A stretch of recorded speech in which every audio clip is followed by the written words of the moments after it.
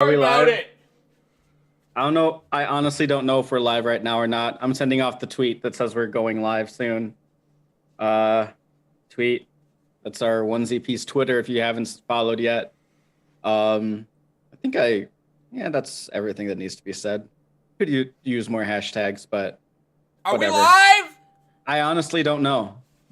I don't know. You started yelling that we're going live soon, and I It just looks sent like we're off the live. It looks like All we're right. live. follow us on Sorry. onesie piece Twitter. I didn't see you there. Hello. Welcome. Hi. Welcome. Come one, come all to the Onesie Piece podcast where I force this guy to watch all One Piece for the first time and he fucking hates it. I do. I really do.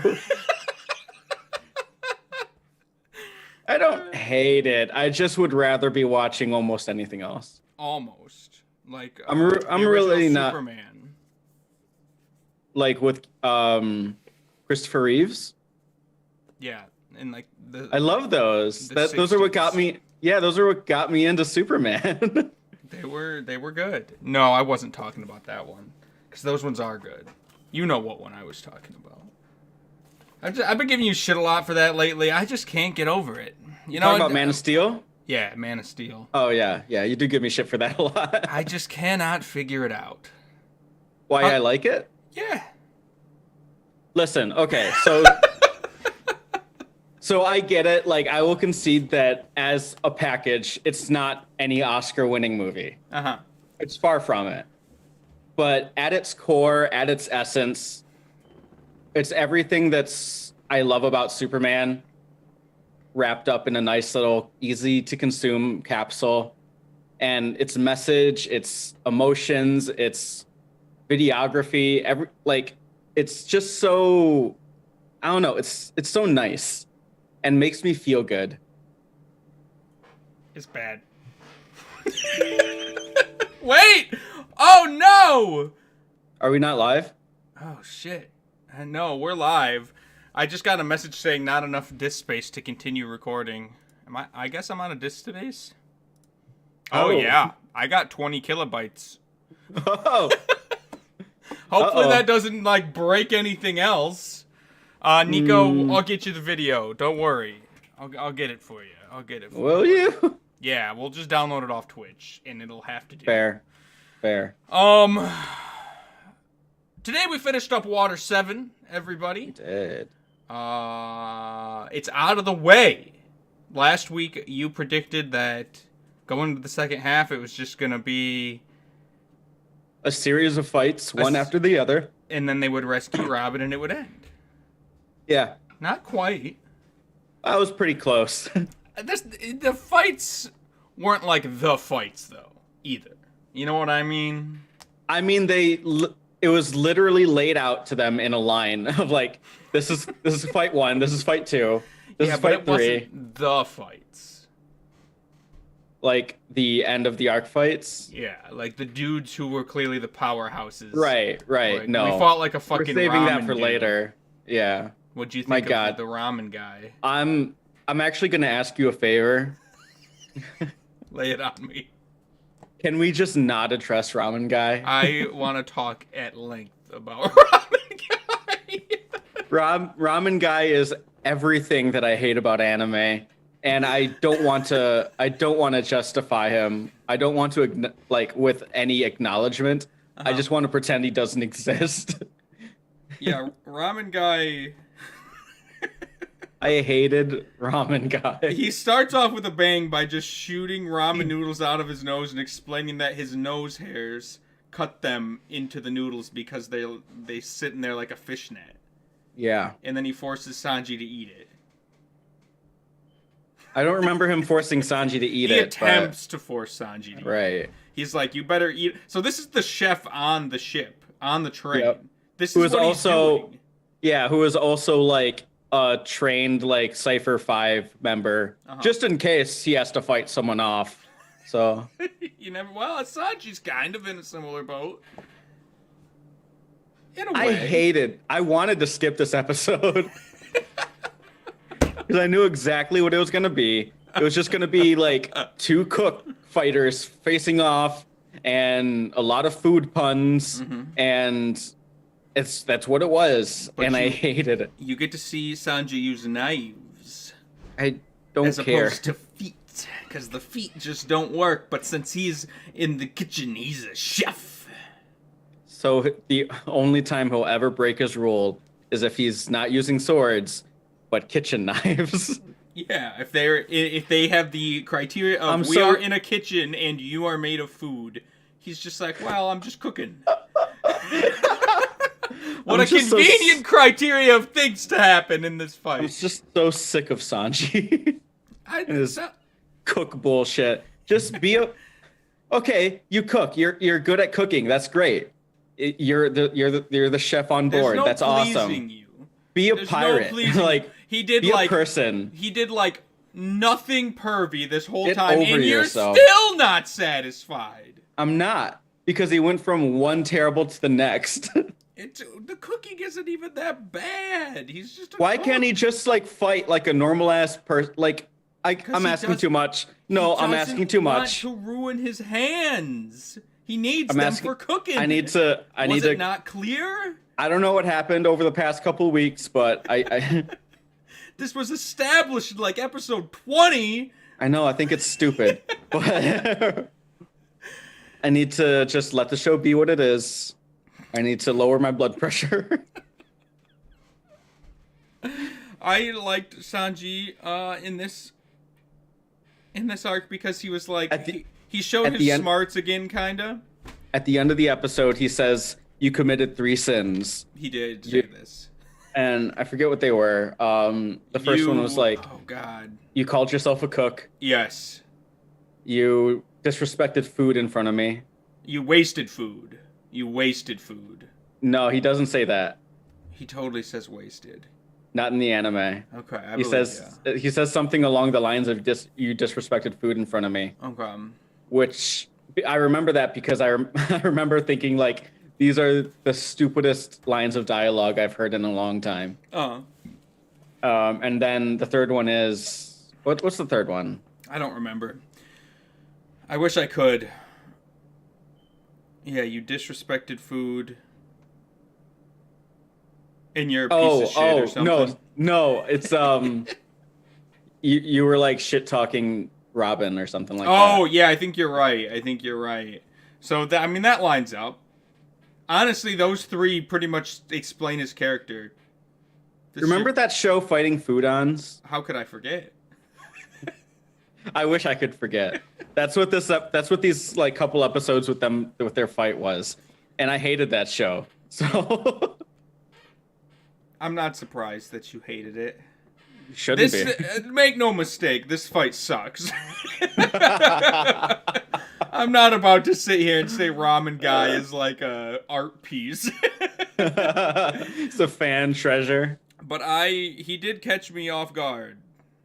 The nose noodles is what really got me. I do not remember that.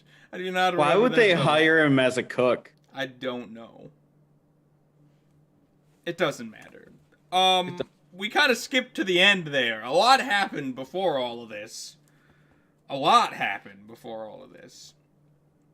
Luffy and Zoro, for example, are stuck in cracks for about 80% of the episode. What did you think of that? Okay, so it wasn't that long in the anime. It was like episode 2 of the 17 episode like half. Oh, and they were out?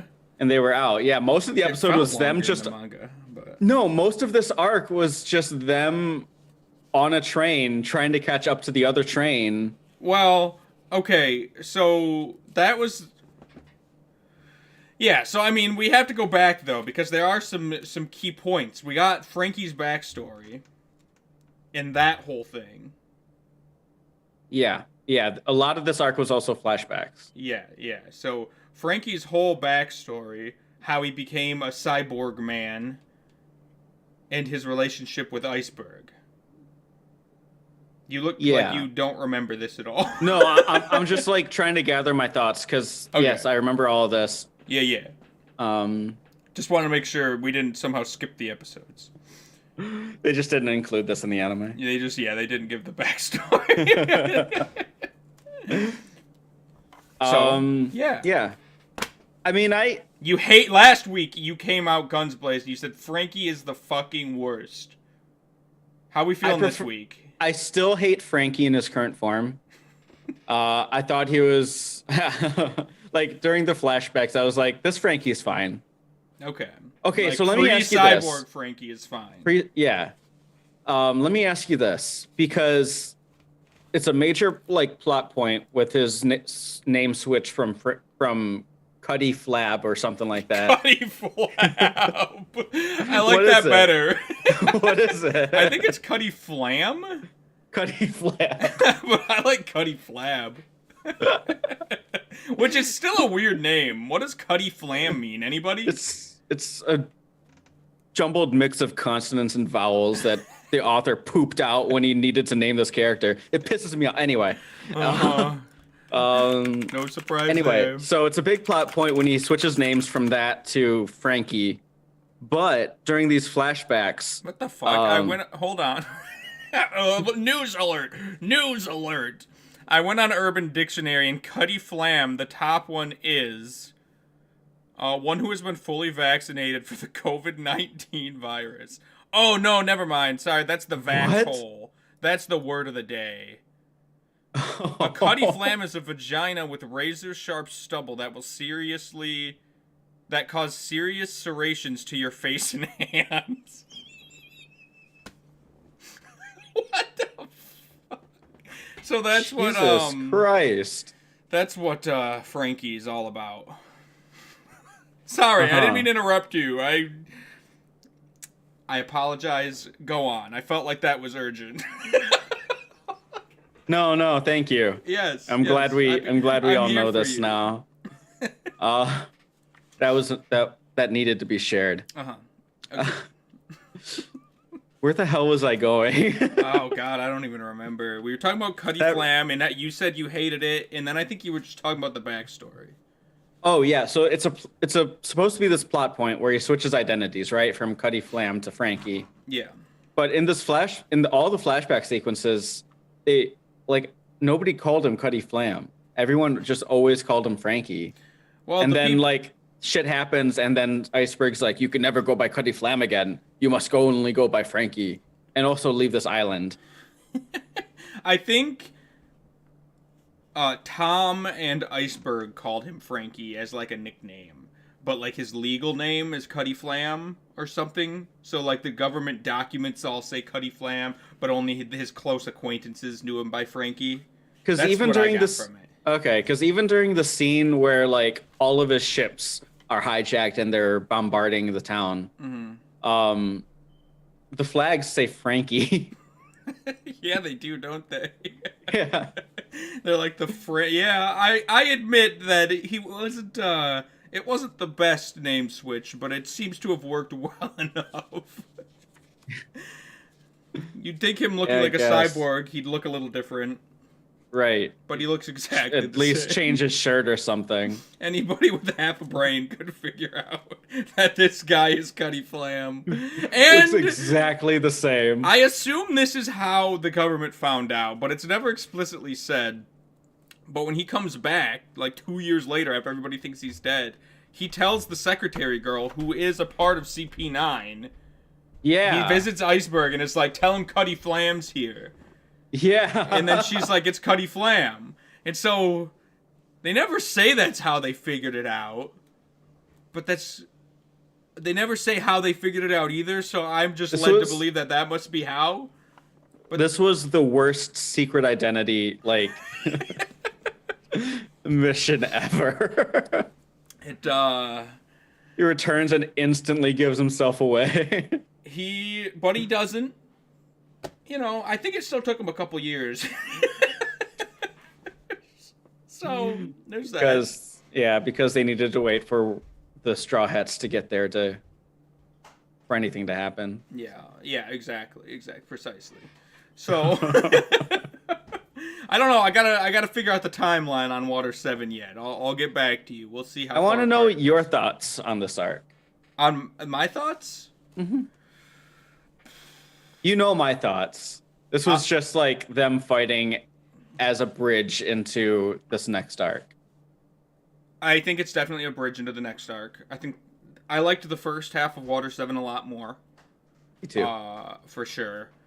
But the second half isn't bad. You know? Like, I'd take the second half over Long Ring Long Land any day.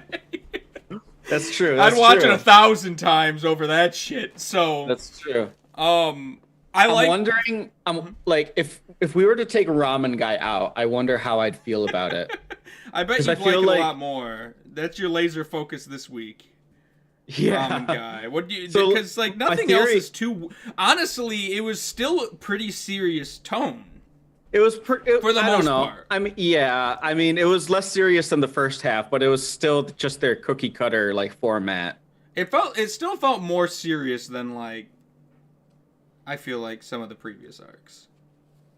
Yeah, I guess. pretty serious. I mean, all the shit with Robin is pretty serious, at least. I had another question about that. All right, lay it on me. Is her end goal seriously she just wants to learn the history of the poneglyphs and Pluton and stuff? Yeah. That's disappointing. As far as we know, she just wants to learn the history. But the thing to keep in mind, it's been stated, you've probably forgotten, is that there's I don't know if they've said it by name, but they've definitely mentioned it. There's something called the Void Century, which is what's on these poneglyphs. And it is a century in which nobody knows what happened. All documents about it have been burned or destroyed, and nobody in the world knows anything about what happened in this 100-year span. And so what Robin is trying to figure out is that from the poneglyphs.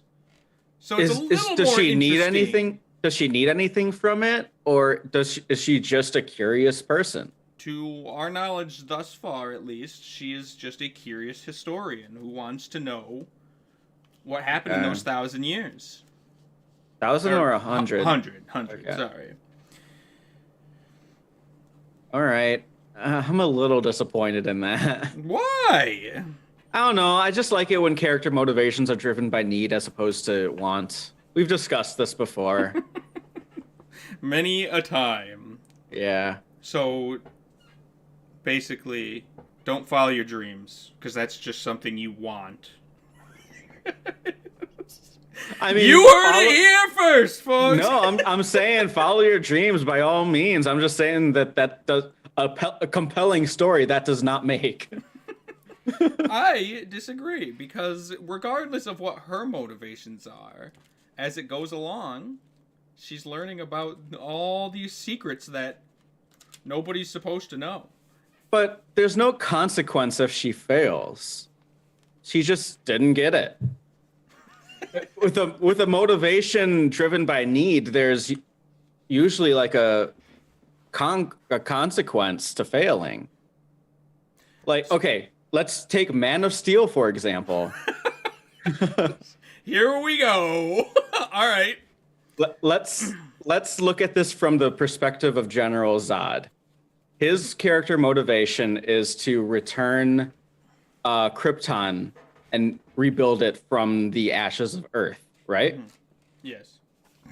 If he succeeds, really stupid when you say it like that. But yes, correct.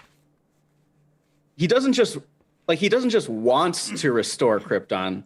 Like that's his. Like he needs to. He was genetically built to preserve and protect Krypton. That's like the whole theme of Superman. Is like Superman was the first like naturally born Kryptonian. Everyone else is genetically built to serve a role. His role is to preserve and protect Krypton. If he fails, then his entire identity crumbles and like he can't continue existing. Uh-huh. So he's driven by a need to destroy Krypton. Superman, on the other hand, is driven by a need to preserve Earth because that's like who he is. That's his home. Like if he fails, Earth doesn't exist anymore. He has no home. And if Zod fails, like his whole identity like crumbles and is obliterated. Right. So those are two conflicting needs, that I think are set up pretty well, and like what makes a compelling story, because you have these two conflicting drives, which make up the entire conflict of the movie. Yeah, you're. If Zod was like, I want to destroy Earth, Krypton's fine, but I want to destroy Earth, that'd be boring. I mean, I don't know. I feel like you're not understanding the formula of One Piece then. Because the idea is that all the characters want these things. They have dreams they're trying to strive for. Every one of them has a dream that they want to accomplish it. It's not like they're going to die if they don't accomplish it, but it's something they would like to accomplish in their life. And then, along the way, they encounter roadblocks in which they need to accomplish something in order to get past this roadblock. Yeah, and I mean, I don't know. Maybe not boring is the wrong word. It doesn't hook me, because that's what all of this ultimately is a bunch of characters just wanting something. If they fail, it's no big deal. They'll continue going on. Like, I guess they'll find something else to want. But... Yeah, I get what you're saying. It breaks some classic formulas there. What this is about is an adventure. And that's it. Yeah. And then they get up to shenanigans along the way. And they're getting into all sorts of shenanigans in Water 7 that may or may not have some long-term consequences. But at the end of the day, it's a story about an adventure. They're not saving the world. And I think that's endearing in kind of a way. It's not about them saving the world like every other thing on the fucking planet is. Every other movie is about people saving the world. What's wrong with a bunch of guys just wanting to go on an adventure? It doesn't need to be about saving the world. It could be a smaller need, like, I don't know, I'm not a writer. Individual islands that have some needs of their own that they need to get past, maybe? Yeah, that we experience for a couple episodes and then they disappear and we never have to think about them again. Each one is consequenceless. They're not consequenceless. For the main characters, the only people that we're carrying along with us on this journey, like, whether they succeed or fail doesn't matter to them. They'll just move on to the next island. I mean... But to say it's consequenceless is completely a lie, because we know that the things that they have done have set in motion certain things that could bite them in the butt in the future. We know that now there's bounties that are bigger on their head. We know, for example, like Blackbeard was chasing them down. Smoker was chasing them. Like, it's not like they just completely leave behind anything other than Skypiea, because who gives a fuck? No, I would say, like, maybe, like, 5% of this. Like, to your point, about 5% of the stuff, like, has set stuff in motion, but it's been pretty tangential to, like, the stuff that they're doing. Like, for example, would anything be different right now if things went a little bit more south on Skypiea? Well, I literally... I ended my statement with saying, aside from Skypiea, because Skypiea sucks. I didn't hear you say that. Skypiea is its individual beast. I'll admit, like I said, maybe the guy will come back from the moon and zap everybody and everyone dies. He's going to be one of those little cover stories. You think so? You think it's going to be like him just floating around? Yeah, he's significant enough to be the big bad end guy of his own arc, but insignificant enough to be a cover story later on. We'll just have to wait and see, I suppose. Yeah. Ironically, he is God. Yeah, so I mean, nothing that happened in Skypiea really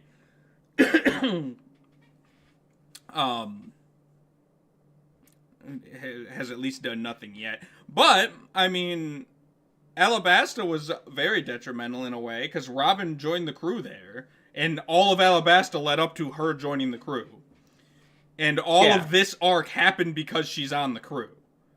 So it's like. That's what I mean by it was tangential, because the arc was about the civil war between, like, in Alabasta. Yeah. She just happened to join the crew, like, alongside that. Yeah. and then that's branched Yeah. off of that.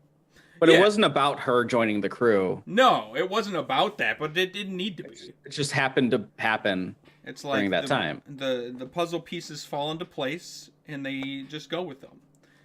No, it's not one overarching story.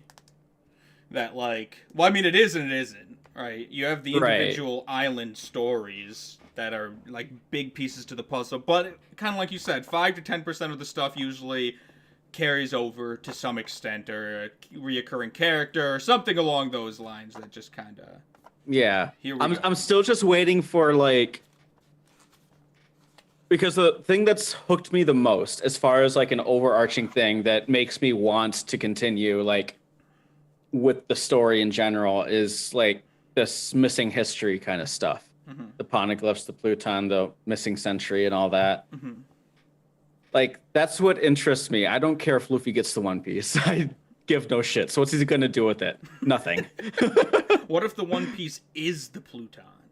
What if the One Piece is 100 years of missing history? See? Now you care. And just like that. But even still, like, her looking for all this stuff, it's still just like a want on her end. Like, there's nothing been revealed so far that's made it seem like she needs to do this, that she needs to accomplish this. So, like, I'm still invested. I'm just not grabbed, you know? So, yeah, I feel you. I mean, keep in mind, we're not even a third of the way through.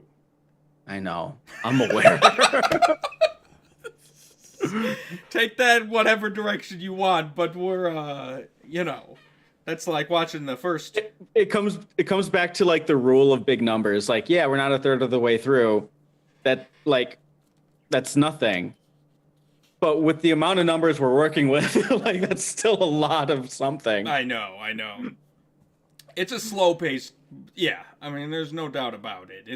It was meant to be like a couple decade long story. I was actually wondering if it was or not during this arc, because I don't know. Like I was just thinking about like how much of this just seems like filler to just fill time, so you could just make content, put it out there, make some money. What felt like filler?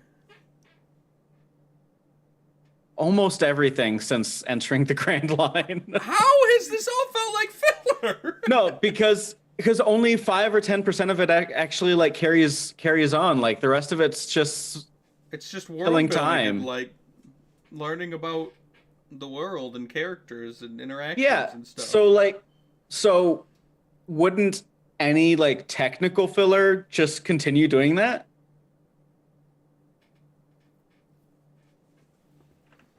I mean, like at this point, I don't know the difference between like the significant difference between technical filler and just the stuff we get already. I think the difference is, I guess, I don't know. I get what you're saying. But I guess the difference is that technical filler won't in no way, shape, or form 0% of that is going to carry over. Right? You don't know what's going to carry over as you go along here. So it's like, I love being in this cloud of ambiguity of wondering what's important or not. No, that's the perfect place to be in a story. The importance is the current story. Whatever is the current island is the importance. And there's a lot of little hints in things that you can learn about the current story that are I don't know, to me they're enjoyable. Like I see, like, I feel like you're not invested at all with the crew, like, chasing after Robin and Robin's resolve to keep the crew alive. We found out her reasoning this time around. We found out that her reasoning is that the crew is going to essentially be killed if she doesn't go with them. And right. at the very tail end, we learned that there's this thing called a buster call, where Which is just like a bunch of ships coming down and like raining military hell, rain right? hellfire on what the fuck Yeah. ever, right? And so she's terrified of that, and she doesn't want the Straw Hats to die, so she says, I'm going to comply and I'm going to sacrifice myself. I'm going to go there, they're going to torture me and do all sorts of terrible shit, but I'm doing it because you are the only people who in my life who I've, like, ever cared about. Essentially, Right. for a long time at least, right? Yeah. Was that not engaging at all? No, yeah, it was. Like, I like Robin. Like, she's probably my favorite Straw Hat, right? So She's not a Straw Hat right now. Well, no, Luffy didn't say she could leave. She's a Straw Hat. That's the fair. yeah, yeah. So yeah, like I like that, but it's padded with so much bullshit. Yeah. Like Ramen Guy and Cyborg Centaur, and I was gonna ask you about the Centaur. What'd you think of that? it was dumb, It was pretty good. but I enjoyed it. It was I enjoyed it. See, it's possible to just look at something and give it a chuckle. Ramen Guy, I don't blame you. Look, I'm with you. All right, fuck Ramen Guy. Yeah, that was dumb. That was a filler Cyborg fight if I've ever Centaur- seen one. Yeah, exactly. Cyborg Centaur was funny. Also, Usopp singing his own theme song Dude, yes, made me laugh. I didn't remember him doing that, and I was like, did he only do this in the manga, or did he do this in the anime? That was hilarious. Because so the episode starts, and it looks like it's like that's the theme song. Like it completely replaced the normal theme song with the Sniper King. Yeah. And then it ends, and there's like a couple sentence exchange between like Sanji and Frankie. Like, does he seriously believe like we're gonna be fooled by this, or anyone will be fooled by this? Yeah. And then the normal theme song starts. And then it comes back out, and Usopp singing like his theme song like to himself. That made me laugh. That's good. I'm glad, because I'll say this: we know how I feel about Usopp. Mm-hmm. Fucking hate Usopp.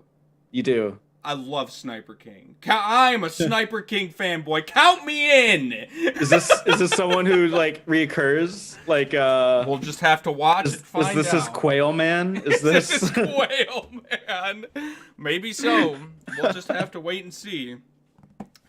But Sniper King is like, it has the goofiness of Usopp, but it's like not fucking annoying as shit. Yeah, this is the Great Saiyaman done right. Yeah, exactly. And so yeah, count me in. I'm all in on Sniper King, and that's why Water 7's one of my favorite arcs. It's because of Sniper King. No, because this arc in general, I really like Usopp's character. I think they do a great job with him. I agree. And Yeah, he's really developing. So, there's hope for Usopp yet. No, yeah, I feel like Usopp's behavior is a lot different than this one. like in the first half of the arc, everyone was like I was saying last week, everyone's behaving like a normal fucking human. Yeah. And this week, I feel like Luffy has regressed back to normal Luffy. What? How? Luffy didn't even do that much. His resolve to get back Robin. He's so happy that he found out the real reason. I mean, just him doing random goofy shit, like him just having fun on the nose of the train, and like, He likes to have fun. I know that's why I'm saying he regressed. Why can't Luffy have fun? Why is that regressing? He's got to be all serious all the time. Captain the ship. Yeah, That's boring. That's boring as hell. it's believable. It's not. It's boring. I mean, it might be believable, but is One Piece believable ever? Yeah, when it's good. So Sniper King's a goofy dude, and you're loving him. He's just having a fun time singing his theme song. Why is that okay? Because that was a joke. Lu- I'm saying when the story is compelling and good, people are behaving like people, and it's like immersive and relatable, and like you can understand what's going on. When One Piece gets all like goofy and wacky and over the top, that's when I back out. Like because like it's no longer like immersed me. Like this is just now they're being goofy for being goofy's sake. they're just on an adventure. Yeah. It's like when you go into a cave and you see a turtle and you say, "I want to ride that turtle." They're Don't just you having fun. you you don't have the right to talk about turtles. I am telling you, if you just compare One Piece to a D&D campaign, you will like it so much more. Instead of comparing it to all these dramas about saving the world. I was thinking about that too. And the thing that I love most about D&D is that you have agency in it. Like if it's not as fun when you're just like I say this, but I can immediately think of a rebuttal. It's not as fun if you're just like watching someone else or being told about someone else's D&D campaign, you know? I don't. I love hearing about other people's D&D campaigns and the wacky antics they get up to. I know, I'm a huge fan of Critical Role. And the only thing that you remember, well, not the only thing, but most of the time it's some ridiculous, goofy bullshit way that you got through something. You're like, you'll never believe what happened. I got on top of a train and I almost got blown off, and it derails. Those are the ones you remember. You don't remember the time you killed the Goblin King immediately. You remember the time that you pounded the ground underneath the giant fucking Colossus monster to make him fall down 3 flights of stairs and block the exit for the whole team, and you almost died. I would argue you remember all those times. You remember all the high emotional times, whether it's like high, like happy and fun and goofy because you're a part of it, or all the high, like, you know, like triumphant moments when you do like one shot the big bad ending guy of the dungeon. All right, you're in right. like one I hit. take it Yeah. back. So you remember all of it. Yeah. So One Piece is perfect. You're right. You got me. One Piece is the perfect show. I love it now. I'm just saying, for your sake, we're not even a third of the way through. And It just feels like you still don't get it.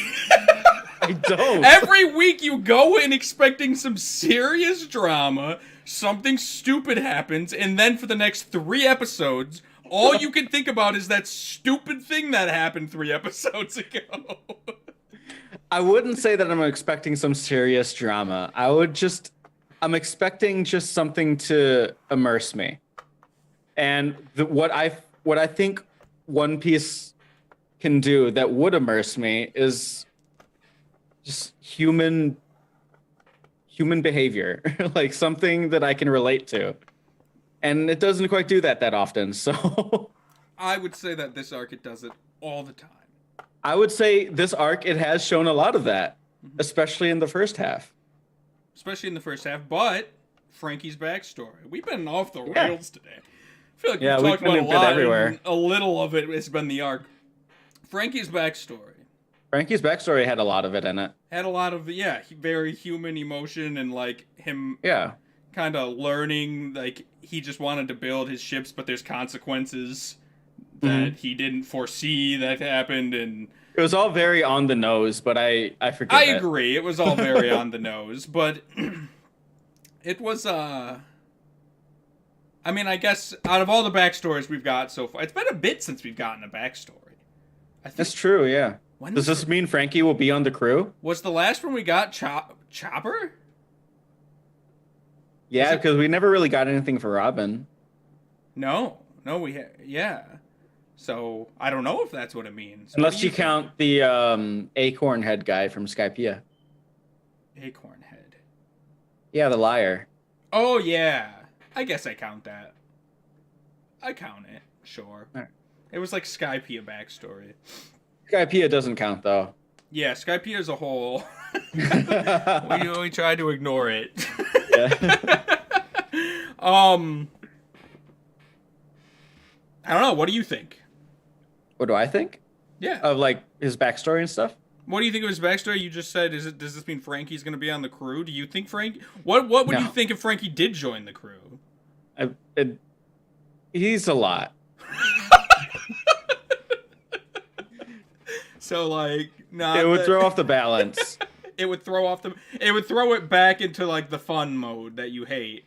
No, I'm saying about like the energy amongst the crew. Like I know like everyone's, especially Luffy's kind of like big. Frankie's a big personality. Frankie, he's super, man. Yeah, I'm just like his personality wouldn't fit on the ship. It sounds like it would fit in perfectly. It wouldn't. You just said they're all big personalities. Here's another big personality. But I'm saying like you're you're taking a bucket with a couple pebbles and like maybe a small rock and putting a fucking boulder in it. It doesn't work. The crew chemistry would be off. All right, that's fair. Well, we'll just have to wait and see. See, that's always an enjoyable thing going in, because you never really know who's going to join the crew.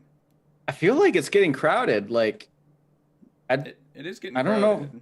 I don't know if I want any more people on the crew. I know there's going to be more, but I don't know. I'm fine with the people that are now. I don't want to. I'm trying to think. Should I tell you the total number of crew? Do you want to know the total number of crew members in the latest arc? That's a number you want to know? Yeah. There are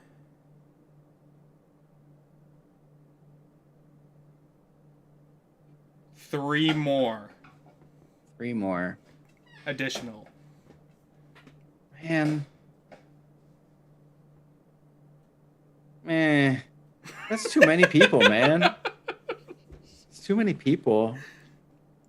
Well, I mean, when you think about it this way, and I mean, maybe some of them die, you know? No, Who they knows? don't. No, they don't. You never know. You never know what's gonna happen. We're not even I a have a third of the way hunch. through. I don't even think that guy who got finger pistoled died. Finger pistoled. I was gonna say finger banged, but that was wrong. Well, all I'm saying is there's, we got 600 more chapters to go. No one's gonna get hurt, man. So it's like, I mean, how many people die so early on in a series? Think about Avatar. We're like not even past season 1 of Avatar. If we go if we just go percents. Yeah, by percents. I don't know. Think of Game of Thrones. Well, fucking Someone died. Yeah, no, we don't compare it to Game of Thrones. Game of Thrones is the extreme. Yeah. But yeah. So 3 more people you don't know about will join the crew. All right. 3? Am I right on that? I don't. Yes. Things to look forward to. I have a hard time believing I'll get emotionally invested in so many people. I'm already having trouble. It's a lot of people. But yeah, so Frankie's backstory. Give me a rating out of 10. 7. Okay. I take that. That's pretty good. I'm pretty on par with that. It wasn't bad, but it was too on the nose. I mean, what do you think's the best backstory? Of all the backstories we've got. That's a good question. Of all the backstories,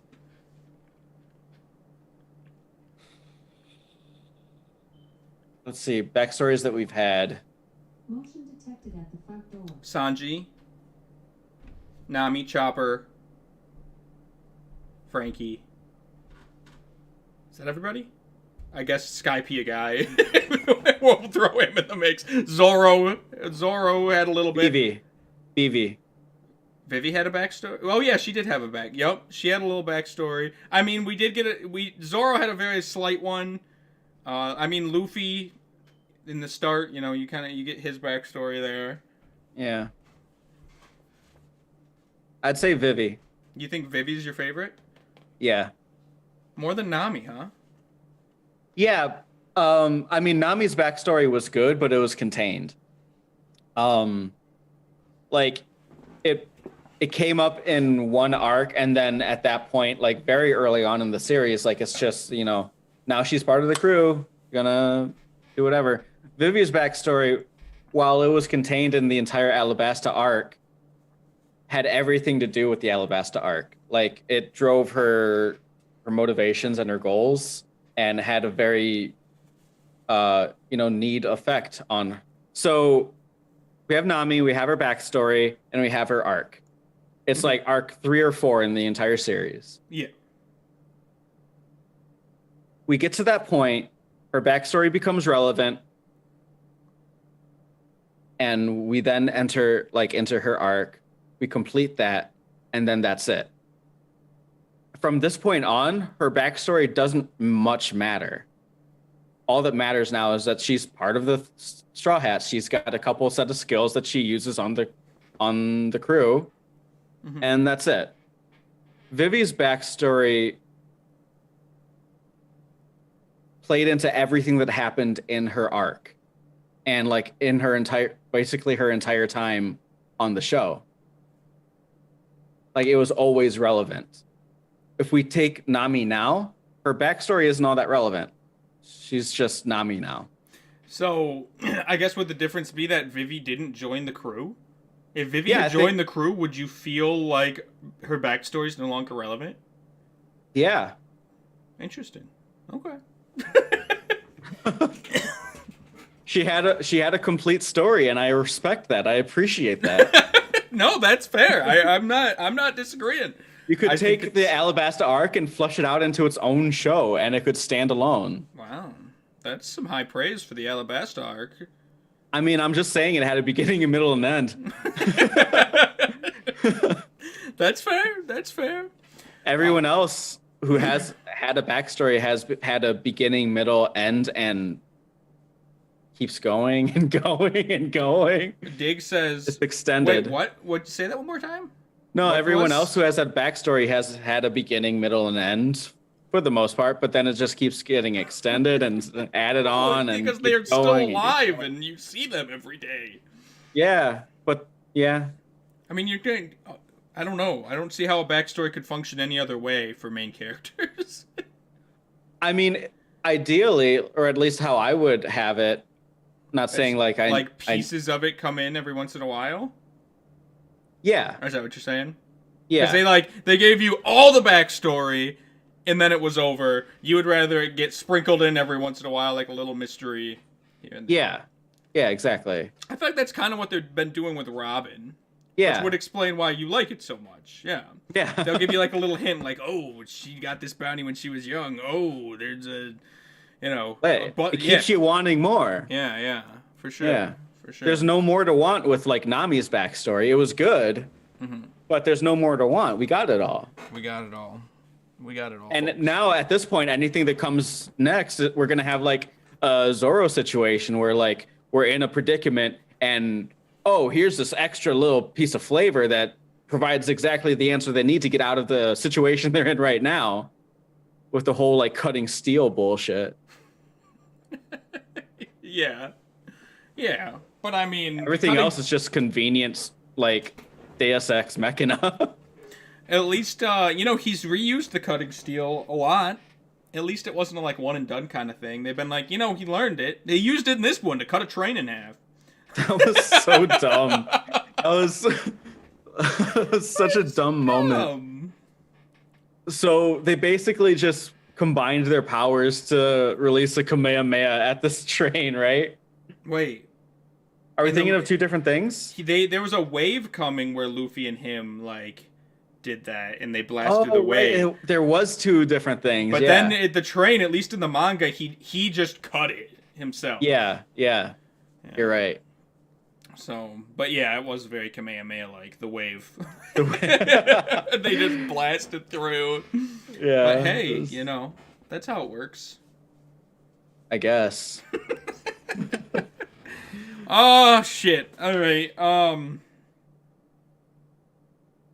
mean, Got I feel about like 10 more minutes before we reach the hour mark, I think.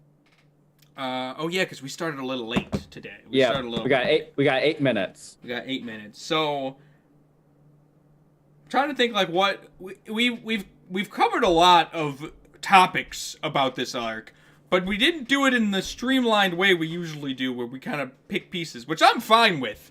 But Yeah, now I'm I'm fine just with trying to that. rack my brain thinking about what we've talked about and what we haven't talked about. Right. What did we miss talking about that we should talk about? We talked about Sniper King. Let's talk about that guy who hates cutting in angles. Anything but right angles. What? Did you get this in the book? It's like it's a federal agent guy, and he's like a captain of he's one of the blocks on the chain. Is he like the zombie looking dude? Yeah, and every time he attacks, he's like, I hate cutting at awkward angles. I only cut in right angles. And he cuts in squares. I don't think he did that in the manga. He Really? he existed, but I don't think he had that little quirk to him. Thought it was dumb, so it was good. What about the dude that what about the freaky kung fu guy? Freaky kung fu guy. Yeah, Sanji first enters the train and there's like this giant dude who's like bent over the top of the train. Oh yeah, he's so he lasted like 30 seconds. He's so short-lived, but I was like, what? It was like the first shot of him was just this creepy, like he's looming over Sanji. Yeah. I was like, what is going on? And then like it immediately cuts to Sanji just walking out of a cart full of crumpled up men, Yeah, and he that just- big guy like all dead Yeah, and shit. It's just immediate. Not a Yeah. chance. We talked Yeah. about the ramen hair nose guy digger extensively. In fact, In fact, I want to stop talking about him forever. I want to forget about him. in And fact, he was the very first thing we talked about. So, here, let me just, I got some panels here. For some reason, my face Okay. is all fucked, and I can't figure out why. It's always like that. I don't know why it does this. It just randomly changes, so bear with me here, folks. Ooh. Ooh, I wonder if I can just, yeah, you can cut this out. You can cut this out, Nico. There I am. Look I'm huge. You can't see me, but the Nope. stream can. I've absorbed it all. I'm a giant man in a penguin costume. Okay. Here we are. Let me share my screen so you can see what's going on. No sound effects today. You've been slacking on the sound effect game. I mean, we were in deep discussion. We were in deep discussion. Yeah, we had some good discussions this time around. Oh, I know some things we missed. This is why I do these. You want some sound effects? Yeah, hit me with one of those bad boys. Damn straight. A solid choice. I would. What was that? I love you. Thanks, Patrick. I love you too, buddy. All right, here we go. Body is ready. How could I forget? I'm running low on disk space. I'm sure it's fine. The body is ready. My body is ready. The Going Merry shit. Oh yeah. How could we forget? As I was reading through this, I was like, Esteban's gonna hate this. Are you talking about this whole discussion that Frankie has with Usopp? So you find out who the hammering ghost figure Oh is. yeah, that fuck. Oh, that was so dumb. You were right. You know me. It's like there's no way he's gonna like this. You're right. It's an incarnation. It's a human incarnation of the Going Merry. When a ship is loved enough, if it loves the crew that is on it enough, it can get a physical embodiment. It gets a little fairy that hammers it with a that wooden can fix hammer. it so it can go on. Which I feel like, just from what I've heard about the fan base, people enjoy this. Okay, I'll watch my tongue. I'm mixed. On one hand, I think it's fucking stupid. And I think it's I think it's stupid because one, it came out of nowhere. If this had been set as a rule earlier on, I think I would have found it less stupid. Right. Just Like the because- ordering of it. Like first we see it and then we learn about it. If it was hinted at long ago, then we see it and then we get confirmation that that was it, that would have been better. I agree. And I guess you could say that the hammering thing was the hint. But and I mean it was in a way, but it also still just I guess I wish it would have come a little earlier than Skypiea, because it goes Skypiea and then we're it happened quick. It was too quick and it was too quick and it was just too convenient. Yeah. I feel similarly, but I also get that it's trying to humanize the Mary and make you feel for this ship that is like in rough shape and has been carrying them this whole time. Oda wanted to find a way to humanize the ship so you could relate to it. And this was his way of doing that. Yeah, I completely agree that that was the intention, and which I don't like, because I feel like it taps into my point last week, which was, I think it was last week when we had this argument, but like the author doesn't like trust us enough to, like come to those conclusions ourselves. Like we've been on this journey with the Mary along with the crew this entire time. Like if we don't feel for the Mary at this point, then having a little wooden hammer fairy isn't going to change that. I don't know. I get it. Yeah, like I said, I don't love it either. It's not my favorite thing. But at the same time, not everything's gonna happen exactly how you want it to, I know. So you gotta accept that if only- sometimes, and I got to accept that everyone's not as genius as me. I know. Not everybody knows what they're doing exactly. It's so. I mean, we find out about that immediately following the big bads break in, beat the crap out of Usopp and Frankie, and then drop the ship into the sea where it shatters. It shatters. What did you think about that moment? So, like, for real, I was like, props, I was like, wasn't expecting it to just shatter. Like, I thought for sure, like, they'll figure out some way to put it back together, and they probably still will. But at least they had the balls to just shatter it. That felt nice. It was relieving. So, fair enough. I agree. It threw me off guard. I remember that scene when I was first watching it. It just pops. You're like, oh my god. But I think I agree with you. I don't think the human incarnation is necessary at all, and I think it should have been played off more of Usopp's emotions than anything. You would see Usopp specifically in the moment, and we do see him this arc, feeling for the ship, and like you get to see how much it means to him. It humanizes him, and it gives the ship more value when you see the whole crew, not just Usopp, like dealing with this.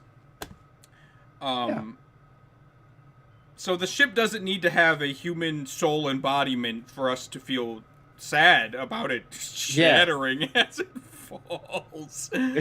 Yeah, like we're able to have empathy. Like us as humans are naturally able to have empathy for more than just other humans, Yeah, I have empathy for all sorts of things, all day, every day, and not just empathy.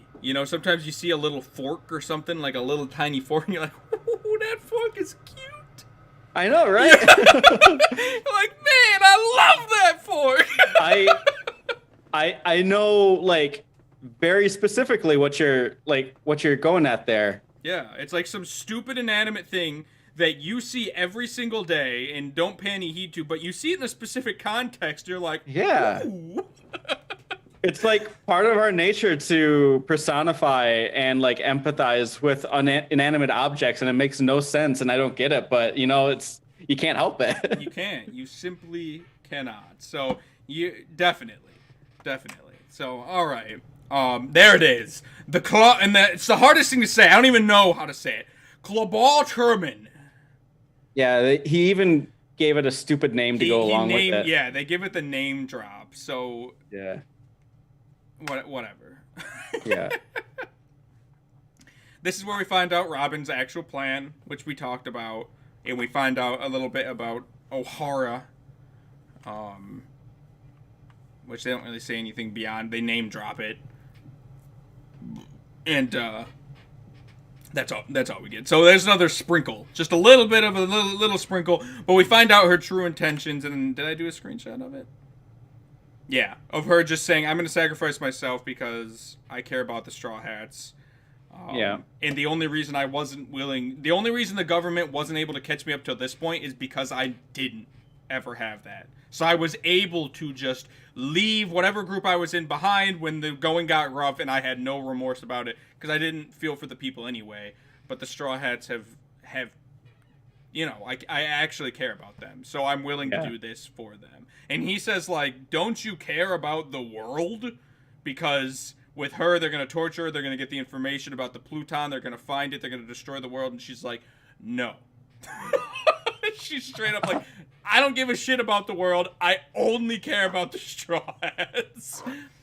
Which, all right, Robin, hardcore. it is hardcore. And at first I was like, it doesn't, like, you think about it logically, it does make sense. If the world gets destroyed, the Straw Hats get destroyed. But it does make sense. Because if she doesn't, it's like 100% they're all going to die. If she does, there's a chance that they're not all going to die and that maybe somehow they can stop it or what have you. It opens up different doors.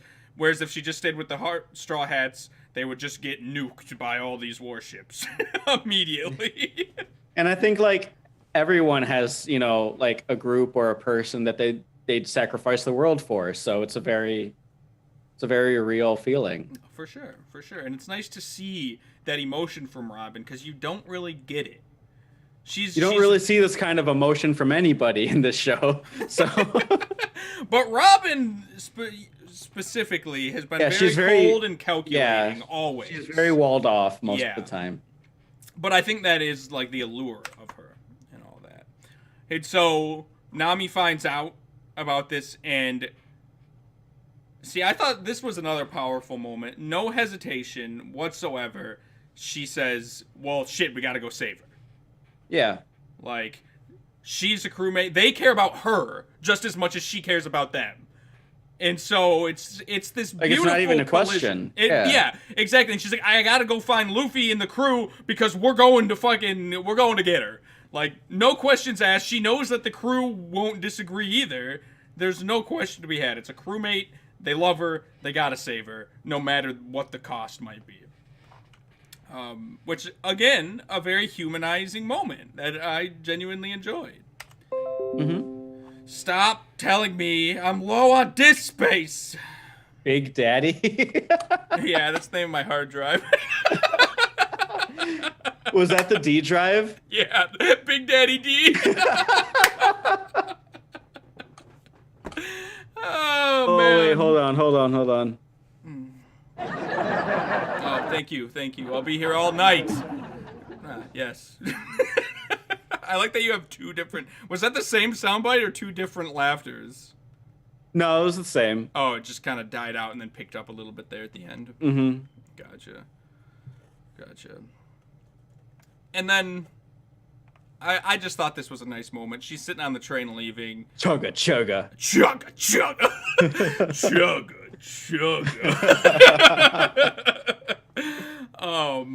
And it just reminded me of the moment when she joined the crew and said, "I wanted to die and you made me live. That's your crime." Which has to me, had more of an impact looking back on it now that we know who Robin is. And, like, she, in Alabasta, she did just want to die. She was like, just let me die here. Oh, yeah. I'm not Forgot about worth it that. anyway. And then Luffy saved her, and so that's why she joined the crew. And just knowing what we know about Robin now, I felt bad that Robin ever felt like she just wanted to die. And now she's being forced into it to save her friends. The fuck? She just can't catch a break, you know? Nope. There he is. There he is. Oh, have you ever seen Attack on Titan? I've seen the first episode. You watched episode 1 of Attack on... In this moment, this dude reminded me of a Titan. Just, like, looming over Sanji. Yeah, I could see that. So, but he didn't immediately bite Sanji's head off, so... That'd have been interesting. That would have been... that would have been a twist nobody saw coming. Oh, and then, again, Luffy finds out, and, like, everybody else is like, "You're crazy for wanting to go against the government to save just her." And they're like, "Fuck you. We're going to save her anyway." Oh, yeah, this was an interesting one. This one kind of is a tough one. No. Hold on. Let me see if I can zoom in. Or is that what you want? SBS. Yeah, this is the question corner. Sometimes they'll take little pictures of them. What does SBS stand for? I don't remember. I feel like it said it maybe way back in the very beginning. Okay. Let me see if I can zoom in here. There we go. So this was interesting, and I wanted to find the video, but I suck.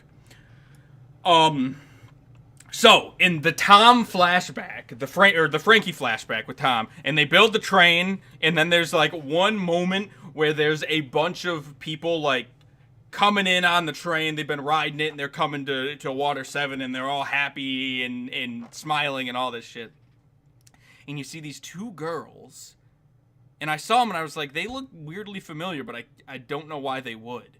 And I saw this, and it all just clicked. Do you know who they are? I noticed that. Yeah, it's I noticed these people too. It's the kid with the goggles. I noticed him. Yeah, and yes. He's I don't know their names, but the girls are the square ladies. Yeah, the Steven Universe chicks. Yeah.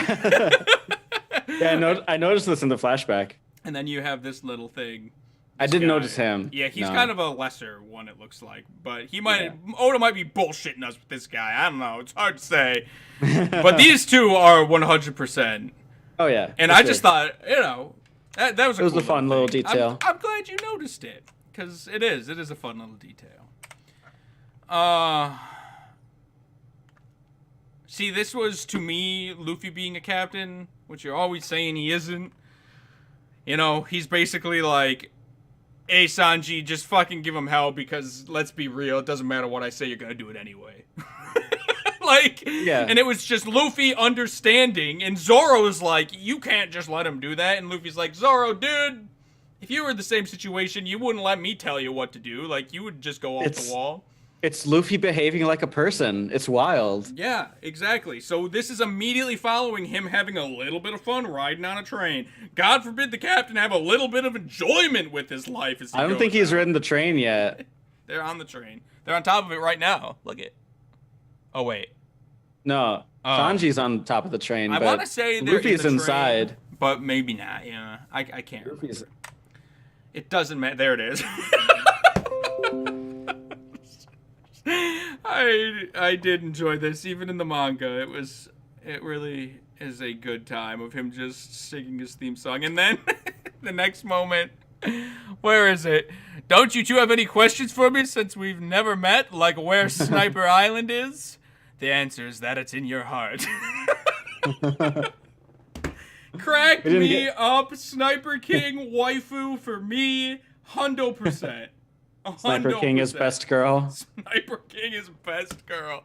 The answer is, and they're just ignoring him completely. That just kind of adds to it. The answer is, it's in your heart. Yeah. Oh, good shit. Good shit. There he is. Oh my god, just keep going. skip through this. I'm gonna make you eat all those noodles, so you better be hungry. Wow. Oh fuck yeah, good times, good times. I mean, you didn't. I talked about a guy made out of noodles. Is it the same guy I was talking about? No, this guy's not made out of noodles. He's got noodle armor. Yeah, he's got noodle armor. He's not made out of noodles. So you think there's gonna be somebody even further in the future made out of noodles, and you're Yeah. waiting for that day. I'm not. I'm dreading that day. And again, we just get this conflict. Just this conflict between Robin wanting to essentially die for them and they wanting to give up their lives for her. Which I just find really interesting. And her not believing in Luffy and Usopp have faith in Luffy. Because he will do anything for the crew. Because that's what a captain does. Esteban.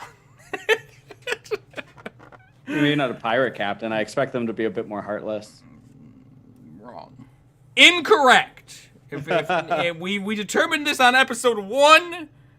The pirates are loving and wholesome and will do anything for their crew. That Luffy is not the pirate that you want him to be. I argue he's not a pirate. I disagree. They do pirate things. They were going to steal a ship to go after Robin, and now they're going against the world government to get back a single person they care about. That's pretty piratey. I mean, that's pretty outlaw. I don't think it's a pirate, though. What's the difference between an outlaw and a pirate? Pirates, like, steal shit regularly. You know, I'm going to look into... I bet you there were pirates in history that never didn't stole? that aren't the Hollywood portrayal of pirates. I bet you I could find documentation of pirates that were, like, more outlawish unless we're gonna rape and pillage everybody and just fucking hate the world. I guarantee it.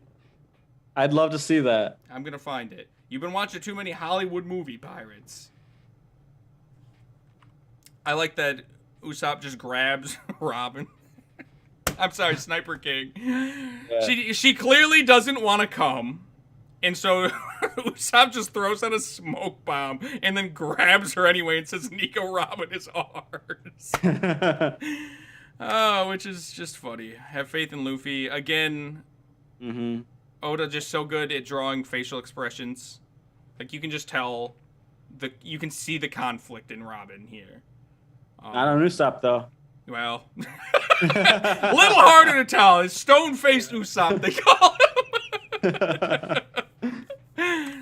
And that's it. That's all. So I think we've covered everything.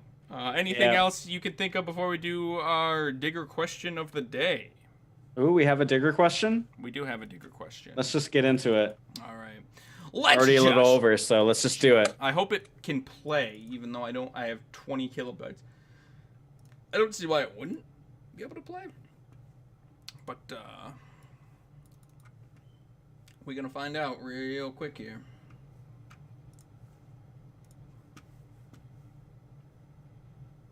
Okay. There he is. Come one, come all. Why? See, sometimes I hate. For some reason, it just screen shares the wrong screen for no reason whatsoever.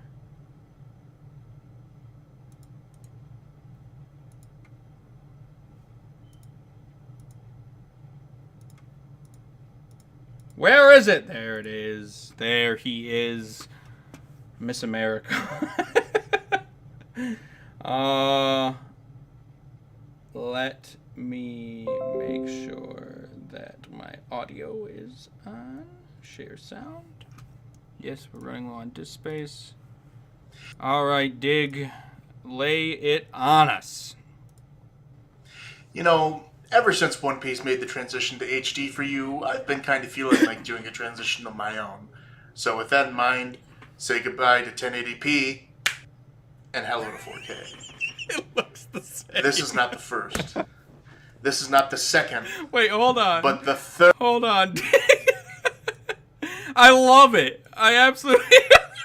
Say goodbye to 1080p Let's... and hello to 4K. This It might be a little better. It's a little better. All right. All right. Had he not told me, I never would have known. It was a beautiful transition. It was How beautiful. an octopus can snap is a different story. That should be the bigger question. I have no idea. How a shark has hands. Another great question. Yes. Yes, there you go. Yes, yes. All right. This is go not on. the first. This is not the second, but the third time Wait. that This is full of surprises. What the hell, Dig? This is fire. Where did you get the third octopus arm? Oh, no, he's got a whole bunch down there. He's got presumably 8. He's got presumably 8. I don't know why that threw me off. Good stuff. Sanji, my favorite member of the Straw Hats, has acted in a clandestine manner separate from the rest of the crew. This has become a running theme in his skill set ever since Little Girl. Why do you think the Straw Hat Chef has a Did you see penchant for solo the action? monocle fall? Is this just a role Oda has given to him, or do you think it's more of a character trait in Sanji that hasn't been explained yet? Roll it back. The monocle threw me off. You know, Little Girl. Ever since, this has become a running theme in his skill set ever since Little Garden. Why do you think the Straw Hat Chef has a penchant for solo action? Is this just a role Oda has given to him, or do you think it's more of a character trait in Sanji that hasn't been explained yet? Okay, so basically the question is Why is Sanji always letting the doing party? shit on his own. Yeah. Yeah, okay. Wanted to make sure you understood it. Hold Yeah. on a second. There's been like an alarm going off upstairs for a long time. I want to make sure the house isn't burning down. That'd be a wild stream, though. That would be a wild stream. So I'm going to go check that out. Maybe at real 100 quick. subscribers. Maybe I'll burn the house down at 100 subscribers. Live on Live stream. for all to see. All right. While he's gone, I'll just answer the question.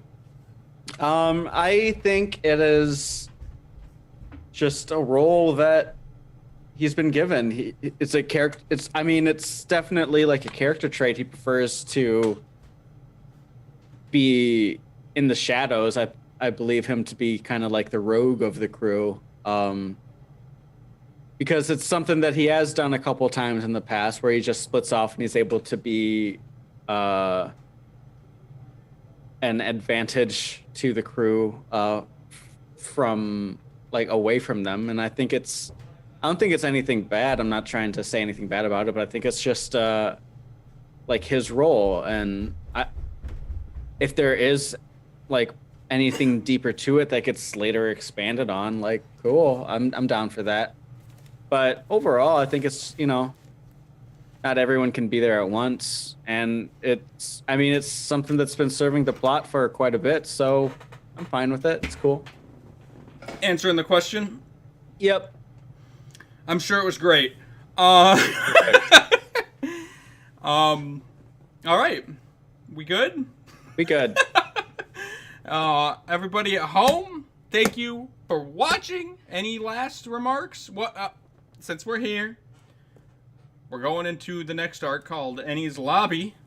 Ennie's Lobby. Ennie's Lobby. It's gonna be another two-parter. Predictions. They get Robin back. They get Robin back. That's the prediction. They steal a replica of the Going Merry that the government had built to study the Straw Hats. Yes, and then they ride it into the sunset. Yep. Okay. Very cool. Thank you all so much for watching. We will see you next week. Goodbye.